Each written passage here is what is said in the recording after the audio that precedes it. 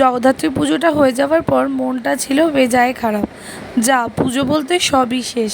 কিন্তু হঠাৎ বাবা বলে উঠল যে না, সামনে রাস পূর্ণিমা আছে, চল বাড়িতে একটা নারায়ণ পুজো করি।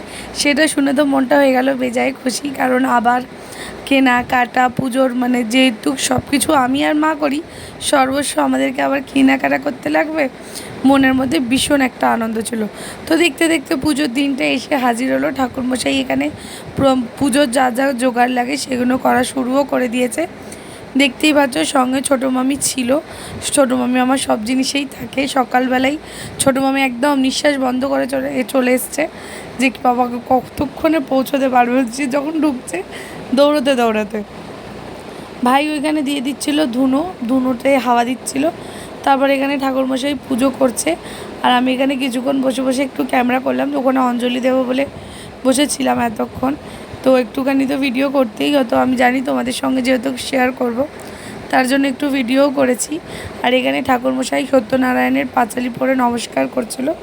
খুব সুন্দর আমাদের এই ঠাকুরমশাই পুজো করে। প্রায় ঠাকুরমশাই ঢুকেছে 10:30টার সময়, বেরিয়েছে 12:30টার সময়। তার মানে তোমরাই বোঝো কীরকম পুজো করে। খুব সুন্দর ধৈর্য ধরে প্রত্যেকটা কথা বুঝিয়ে বুঝিয়ে বেশ পুজোটা করেছে, খুব ভালো পুজো করেছে। এখানে মোটামুটি ঠাকুরমশাইয়ের পুজো করা কমপ্লিট। এখানে মা সবাইকে একটা একটা করে রাখছে, আর সবাইকে মা হোমের কী বলে এটাকে আরতি দিচ্ছিল সবার মাথায় ঠেকে ঠেকে। এখানে এবার হোম করার জন্য ঠাকুরমশাই কাঠ সাজিয়ে নিয়েছে। আর এই যে বলে না, যত হোমের আগুন যত উঁচুতে উঠবে তত ভালো। সত্যি এতই যে তোমরা দেখতেই পাচ্ছ কি ভালো মানে হোমের এটা হয়েছে, কি বলবো। খুব সুন্দরভাবে পুজোটা কমপ্লিট হয়েছে। আশা করি ঠাকুর প্রত্যেক বছর এরকমভাবে মনস্কামনা পূর্ণ করুক। আগের বারে মায়ের পুজো ছিল, যে মায়ের মানত ছিল, মায়ের পুজো ছিল বলছি, মায়ের মানত ছিল, ওটা আমাদের বাড়ির ছাদে করেছিলাম। আর এটা বাবার শরীরটা খারাপ ছিল বলে এবারে মা মানত করেছিল, তার জন্য এই পুজোটা করা হলো আমাদের। বাবা তো বলছিল প্রত্যেক বছর বছর করবে। এবার দেখা যাক, পুরোটাই ঠাকুরের ইচ্ছা। ঠাকুরের ইচ্ছা না থাকলে কোনোটাই করা যায় না। হঠাৎ করেই বোধহয় নারায়ণ ঠাকুরেরও ইচ্ছে ছিল, নইলে আমাদের কোনো প্ল্যানিং ছিল না এই মুহূর্তে পুজো করার। তারপরে এখানে ছোটো মামি বসে গেছে সিন্নি মাখতে।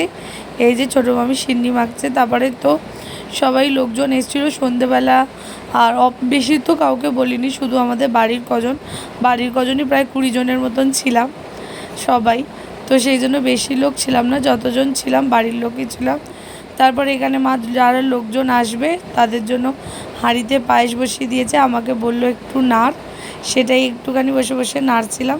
আর এখানে ছোটো মামি, আর এখানে আমাদের আরও লোকজন এসেছিলো যারা পুজো, এখানে জেঠু চলে এসছে। ওখানে আলুর দমের প্রস্তুতি করা হচ্ছে, আলুর দম কেটে রাখা হয়েছে, জেঠু তো আসবে। আর এখানে ম্যাডাম আমার করছে আলুর দম, প্রায় অনেকটাই আলুর দম করেছে, ও একাই করেছে।